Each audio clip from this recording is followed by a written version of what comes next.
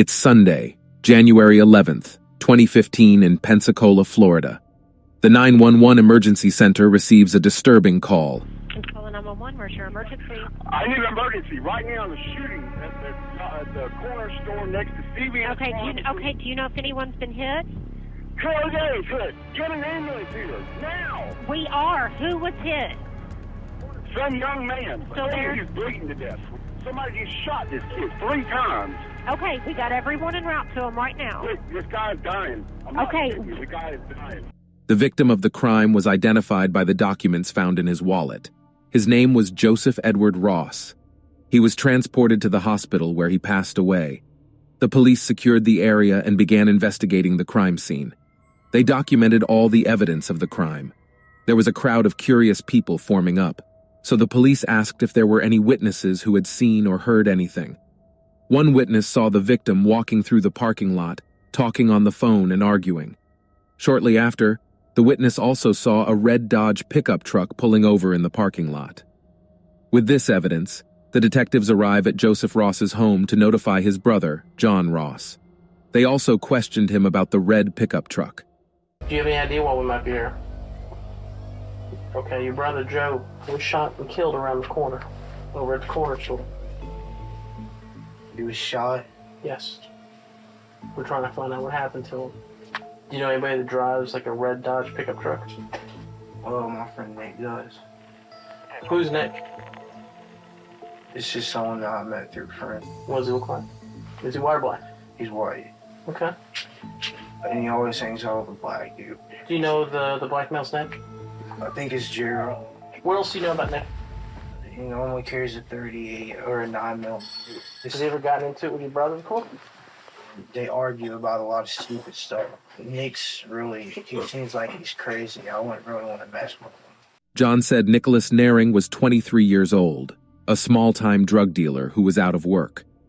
All the links with the red Dodge pickup truck, the history between the two of them, the subject being armed on a regular basis, propelled Nicholas Naring to being the suspect that the police were looking for. Before the detectives entered the room to interview Nicholas, he was sleeping. He wasn't pretending, though. Someone who's typically guilty will actually fall asleep in the interrogation room because they're so exhausted from the stress associated with waiting to be arrested. Nick, right? Yes, sir. Doing well. I'm Detective Barnett. This is Detective Parsons. Okay. I'm going to fall asleep. That happens. It's okay. Do you have any idea what this is about? No, I don't know. It's gunpoint, got on the car, got out of the car. Yeah, but do you know what anything that you have an idea what led up to that? No. Now, when you were stopped, you had a couple of guns on you.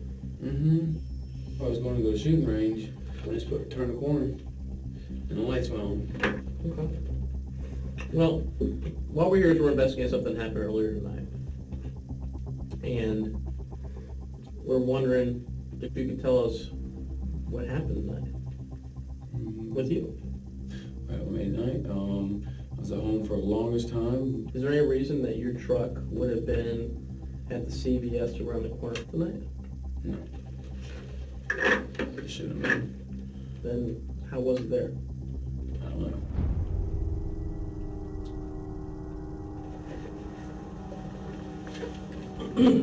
The reason that it was there is because something happened there. Okay? At this point, Nicholas is very engaged. He's up at the table and close in. He's in a very strong position.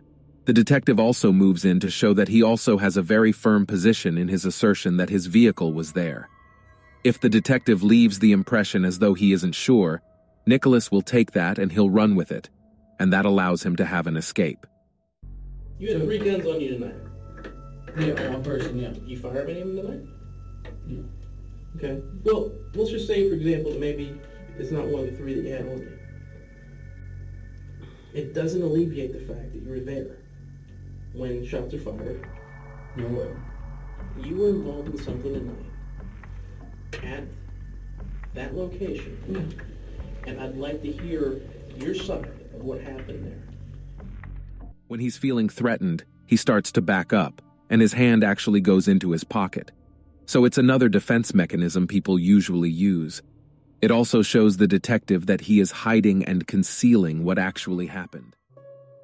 You can choose to be deceptive all you want, okay? I have But no reason let to me- be on this side of town. Let me point something out to you. This thing is that you were there because people wrote down the tag number of your truck there, okay? No, the truck shouldn't have been there. Wasn't in my possession. It was there, Wasn't in my possession though. but you were there. I wasn't there. Yeah, you were. How do you know that? Video cameras, Did you see me in my vehicle? you're kind of distinct.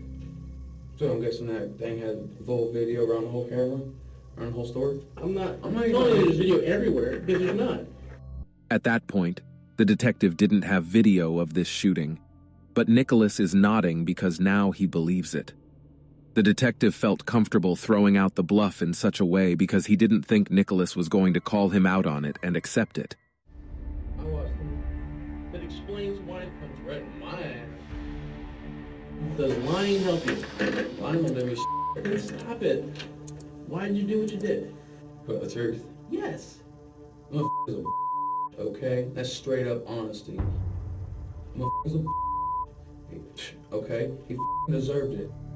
He reached for nothing. I shot the motherfucker's face. He made a noise and I shot him. No mine, that's it. His true face came out, and the detectives were speechless. They're like, day in consequences, we need to do this. Yeah, you right. I up because I used my truck and the camera. From the very beginning of this investigation, detectives were looking for a suspect, and within hours, they had the suspect in custody and a confession. Nicholas was charged and sentenced to life in prison. That confession showed that he planned to kill Joseph from the very beginning, and it showed his mindset that he did not care. Thank you for watching Crime Analytics and subscribe for more investigation videos.